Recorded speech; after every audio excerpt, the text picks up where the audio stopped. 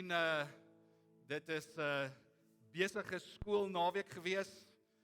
Ek weet nog steeds nie wie is die beste skool tussen Affies en Parelgym nie, want hulle het gelyk opgespeel. Nee, gaan ons oor die eerste span. Wie is die beste skool tussen Menlo Park en Waterkloof? Weet nog steeds nie, hulle het gelyk opgespeel. En so ek kan sien die impak wat hier gebeur het. Baie mense is weg, welkom vir julle. Dit is persoonlik lekker om terug te wees. Ek en Susan het die voorreg gehad om verlede week bietjie weg te gaan vir ons 25ste huweliksherdenking. Joehoe! En ek het daai chocolate gemis en volgende ook nie 'n chocolate gekry nie, so ek sal vir myself enetjie gaan koop. Hierdie jaar so bietjie anders as ander jare kon ons langs een van my gunsteling plekke 'n Bosveld vuurtjie sit en net terugdink oor 25 jaar. Mekaar sommer net herinner aan die goed wat vir ons uitgestaan het en hoekom dit vir ons uitgestaan het. Daar's soveel goed wat mens in hierdie gejaag net vergeet. En so daar in Tamboti langs 'n houtvuur in die Bosveld kon ons dink 25 jaar en met dankbare harte net terugdink oor alles. Ek het ook besef, net soos ek daar sit, dat een van die grootste gevare van so lank getroud wees, en ek weet dis nie baie lank nie, is nie die wasgoedmandjie nie, nee. Dit is ook nie die verbrande kos nie. Dis ook nie dalk meer die blomme wat nie kom nie. Dis nie van die grootste gevare nie. Een van die grootste gevare van die huwelik is wanneer ons familier raak met om getroud te wees en familier raak met ons huweliksmaat. Dit lei daartoe dat mens die waarde en die impak van die huwelik op jouself en die waarde en die impak van jou huweliksmaat kan mis. En net so, as ek dink vanoggend aan Passieweek, dan is dit ook moontlik dat ons so familier geraak het, dat ons die waarde en die impak van wat meer as 2000 jaar terug gebeur het, kan mis. Nou vandag, soos julle gehoor het, is die eerste Sondag of die eerste dag van 7 dae wat deel vorm van Passieweek, Passion Week, Holy Week, soos hy aan jou bekend is. Die woord passie kom van die Griekse woord passio, wat letterlik beteken om te ly. En so wanneer ons terugdink aan Paasweek, dink ons terug, is ons veronderstel om terug te dink aan die lyding wat Jesus moes deurgaan vir elkeen van ons, om volgende hier te kan sit as vry mense. As gevolg van tradisie, jy word groot, dis Paasnaweek, dis Paasweek, as gevolg miskien van godsdiens, kan ons afgestomp raak. As ons dink aan goed soos Golgotha, die tuin van Getsemane, as ons dink aan die graf, die kruis, die opstanding, ons kan afgestomp raak en sodoende die waarde van elkeen van hierdie gebeurtenisse vergeet eintlik waaroor dit gaan. En so vandag gaan ek stil staan by een van hierdie gebeure. En dis regtig my gebed dat ons sal terugkyk en vanoggend onthou en met dankbare harte hier uitstap en kan uitjubel, dankie Jesus. Vanoggend gaan ons kyk na die oomblik, Jesus se mees emosionele, kwesbare oomblikke in sy tyd hier op aarde. Daai kort oomblik in die tuin van Getsemane. So julle kan julle Bybels oopmaak saam met my by Matteus 26. En die tema van die boodskap vanoggend is verbrysel soos 'n olyf. Verbrysel soos 'n olyf. Nou die konteks van Matteus 26, ons gaan begin lees, ons sien hulle is in die tuin, maar net voor dit is Jesus saam met sy disippels in die bokkamer besig om die laaste maal te gebruik. Dit is hier waar Jesus hulle voete was. Dit is hier waar Jesus ook Judas se voete was. En ook liefde bewys. En is ook hier waar Jesus Judas uitwys as die een wat hom gaan verraai. En dadelik na die maaltyd staan hulle op en hulle loop deur die Kidron-vallei in die tuin van Getsemane in. En dis waar ons begin lees. Vers 36, Matteus 26. En daarna kom Jesus met sy disippels by die plek met die naam Getsemane en hy sê vir hulle: "Sit hier terwyl ek daar gaan bid." En hy het vir Petrus en die twee seuns van Zebedeus saamgeneem. En toe hy bedroef en beangs geword en vir hulle gesê: "Ek voel doodsbenoud. Bly hier en waak saam met my." Hy het 'n entjie verder gegaan en daar gekniel met die gesig teen die grond en gebid: "My Vader, as dit moontlik is, laat hierdie lydingsbeker by my verbygaan. Moet nogtans nie doen soos ek wil nie, maar soos U wil." Daarna kom hy na die disippels toe terug en kry hulle aan die slaap. En hy sê toe vir Petrus: "Kon julle nie eens 1 uur lank saam met my waak nie? Waak en bid sodat julle nie in die versoeking kom nie. Die gees is gewillig, maar die vlees is swak." 'n tweede keer het hy gaan bid en gesê: "My Vader, as hierdie lydingsbeker nie by my kan verbygaan sonder dat ek dit drink nie, laat U wil geskied." Toe hy terugkom, kry hulle weer aan die slaap, want van die vaak kon hulle nie hulle oë oophou nie. Hy het hulle weer alleen laat bly en 'n derde keer gaan bid en dieselfde woorde gesê. Toe kom hy na sy disippels toe terug en sê vir hulle: Slaap en rus julle nog. Die uur het gekom. Die seun van die mens word in die hande van die sondaars oorgegee. Staan op, kom ons loop. Kyk, die man wat my verraai is hier naby." Alles wat Jesus in sy 3 jaar in bediening hier op aarde gedoen het meestal, as ons die stories lees, meestal 'n dieper betekenis gehad as die eerste oogopslag van dit wat ons hoor of dit wat ons sien. Byvoorbeeld, Jesus sê vir sy disippels: "Julle moet my vleis eet en julle moet my bloed drink en sodoende het julle die ewige lewe." Nee. In die eerste oogopslag het 'n klomp van sy disippels hom daai dag en mense wat hom gevolg het, verlaat, want hulle het nie die dieper betekenis raak gesien nie. En so met die eerste oogopslag, as ons deur hierdie storie lees van die gebeure in Getsemane, dan lyk dit voor die hand liggend. Nee, om Gerard, hy was bedroef en hy wou alleen wees. Hy was doodsbenoud en hy wou alleen wees. Maar is dit? En so ons gaan vanoggend na 2 vrae kyk, gaan 2 vrae gebruik om vanoggend ons te help om die dieper betekenis van dit wat in Getsemane gebeur het, raak te sien, die impak daarvan raak te sien, en weer met blye harte, met waardering voor hom te kom volgend. Nou die 2 vrae: hoekom het Jesus 3 maal gaan bid en nie net 1 keer nie? En hoe reageer Jesus in hierdie intense emosionele oomblik? So in plaas daarvan dat Jesus sy disippels los, die 3 wat hy saam met hom gevat het, al 11 het saam met hom geloop, by 'n sekere punt het hy 8 van hulle gesê, wag hier, en hy 3 van hulle verder gevat. Toe hy daai 3, Petrus en die 2 seuns van Zebedeus daar los, hoekom gaan hy nie net 1 keer en gaan bid nie? 'n Lang gebed, kort gebed, 'n gebed, en kom terug nie. Hoekom 3 keer? En die antwoord vir dit lê in die betekenis van die naam Getsemane. Getsemane beteken olyfpers. Ding wat jy gebruik om olywe te pers. En so die proses, die van julle wat weet, die proses om olywe te pers, om olyfolie te kry, daar is 3 fases daaraan verbonde. Soos wat jy hierdie olyf pers, 3 maal, 3 fases. 3 maal het Jesus gaan bid.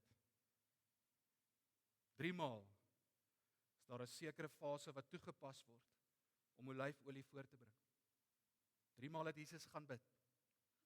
En nadat die olywe gepluk is dit in 'n meel geplaas en 'n meelsteen is gebruik om hierdie olywe te verbrysel, totdat dit 'n olyfpaty vorm.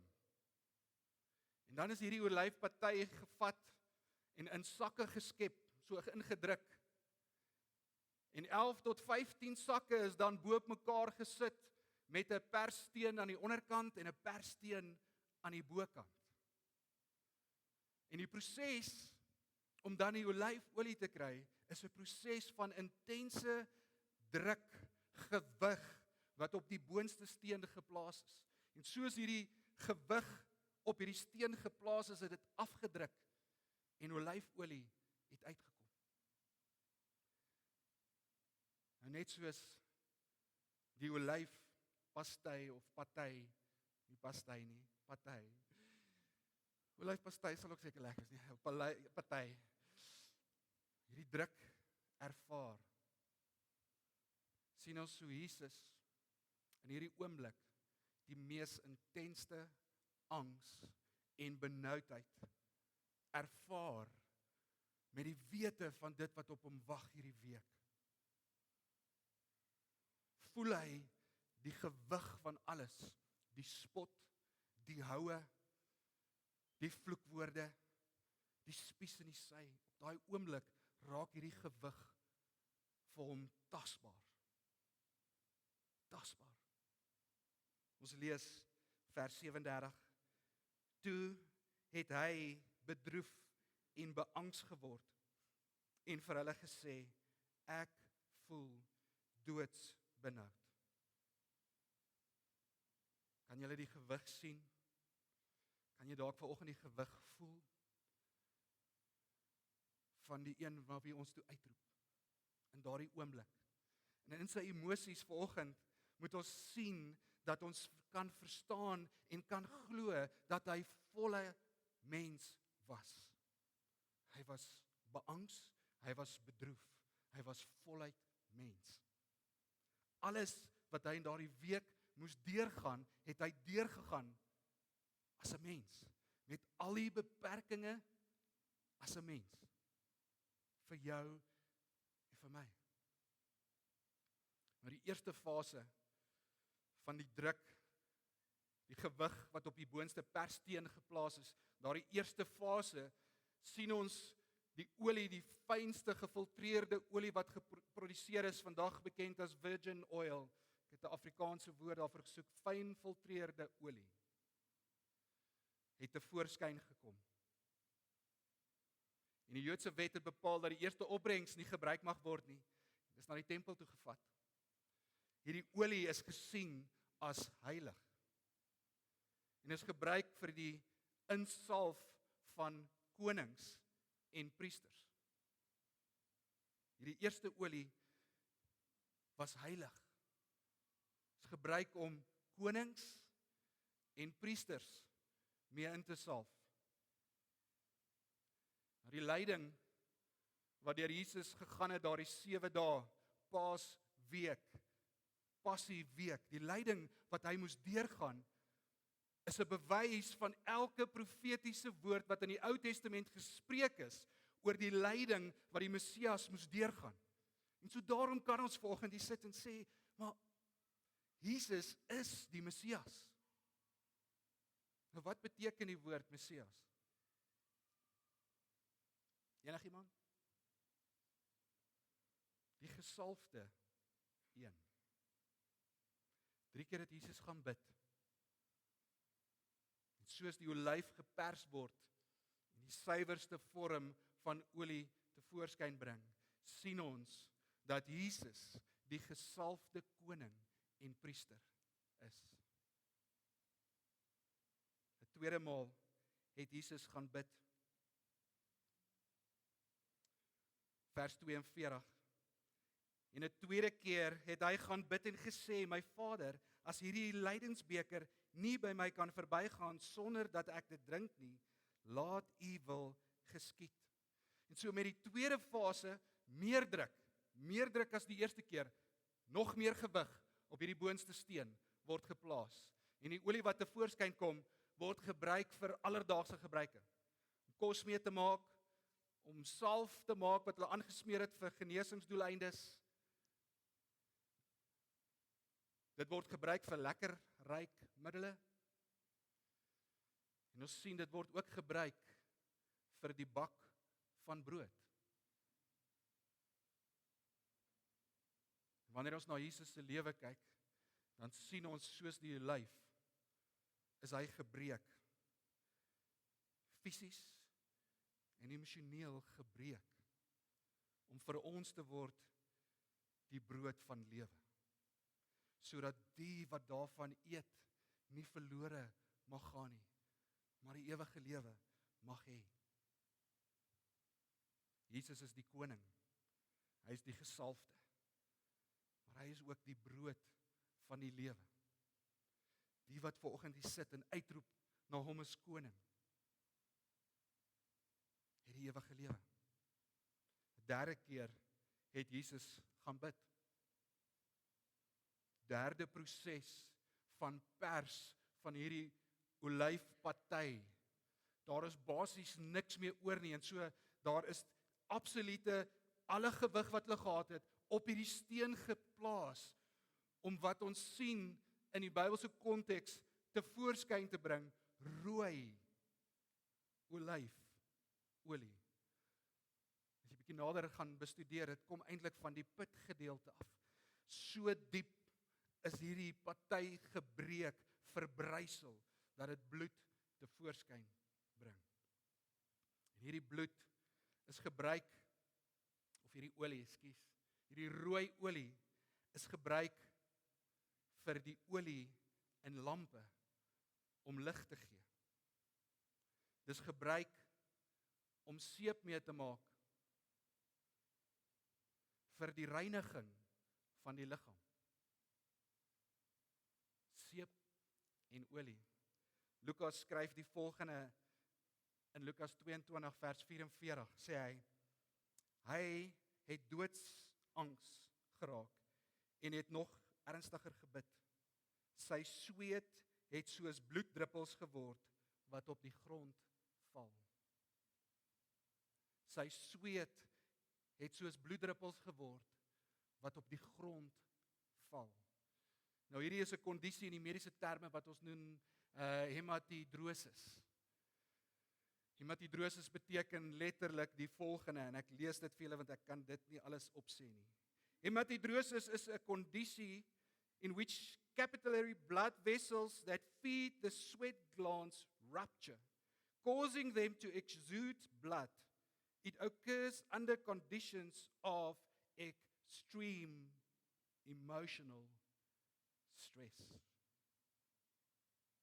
Jesus se bloed het sweet het soos bloed geword. 'n Mediese kondisie wat gebeur wanneer 'n mens ekstreme emosionele stres ervaar. Soos die olyf het Jesus angs en benoudheid, ekstreme angs en benoudheid ervaar, onbekend aan mens, in die tuin van Getsemane. Daardie oomblik toe hy vooroor op sy gesig val, was dit met ekstreme benoudheid en angs wat hy uitgeroep het. Want hy het geweet wat die week op hom wag. En dis in daardie oomblik wat sy sweet soos bloed geword het. Menslik was dit vir hom te veel. En so hoekom gaan bid Jesus 3 keer in die tuin van Getsemane? Die metafoor van die olyfpers, die metafoor van die verbryseling van die olyf om olie te voorskyn te bring, is in lyn met die profetiese woord wat Jesaja gegee het in Jesaja 53 vers 5. Luister gou wat sê Jesaja daar. Oor ons oortredings is hy deurboor. Oor ons sondes is hy verbrysel. Crushed. Soos die olyf verbrysel is hy verbrysel. Deur sy opstanding die koning van konings te wees, die Messias, die gesalfde een. Om deur sy opstanding vir ons te wees die brood van die lewe. Deur sy bloed daar vir ons vergifnis is. Daarom gebruik Jesus Getsemane om iets dieper aan elkeen van ons te kommunikeer.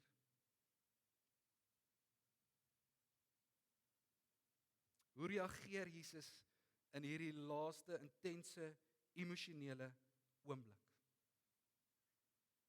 Miskien moet ek dalk net die volgende sê. Die kruis het nog nie gebeur in Getsemane, korrek?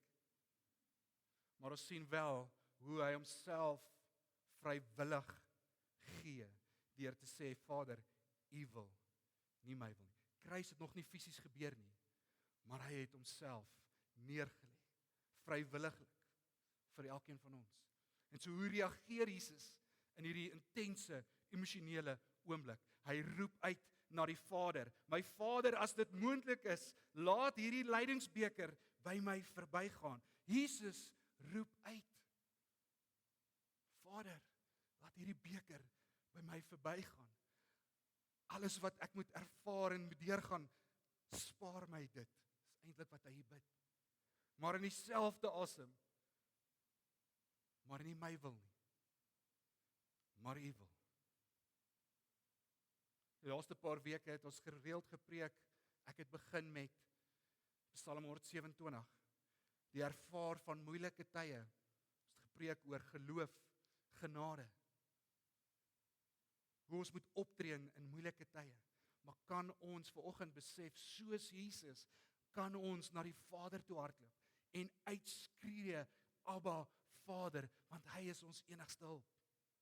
En net soos Jesus, kan ons vanoggend hier sit en sê, Here, nie my wil nie. Nie dit wat ek nou vra nie, maar ek gee my lewe oor aan U wil, U plan vir my lewe. Wat is die waarde? Wat is die impak van wanneer 'n mens sit en met dankbare harte terugkyk na Passieweek? Hy het die lydingsbeker gedrink. Hy is verbrysel, sodat ek en jy dit nie hoef te drink nie. Hy is verbrysel. Hy het die volle wraak van God se woede teenoor sonde ervaar, sodat jy en ek dit nie hoef te ervaar nie. En daarom kan ons uitskree vanoggend, Here, red my. En op grond van die feit dat hy dit gedoen het, is ons vrygespreek. Hoef ons dit nie te ervaar nie. Hoef ek en jy nooit by 'n plek te kom waar angs en doodsbenoudheid ons oorval nie. Jesus was nie bang vir die dood nie. Hy was nie beangs en doodsbenoud omdat hy omdat hy bang was vir die dood nie. Hy was angstig en doodsbenoud omdat hy geweet het wat die volle wraak van God se woede teenoor sonde is, hoe dit lyk en dat hy dit moes dra. Vrywillig het hy dit gegee vir elkeen van ons. Sodat as jy volgende hier sit en uitroep, is jy vrygespreek. En kan jy die ewige lewe ervaar?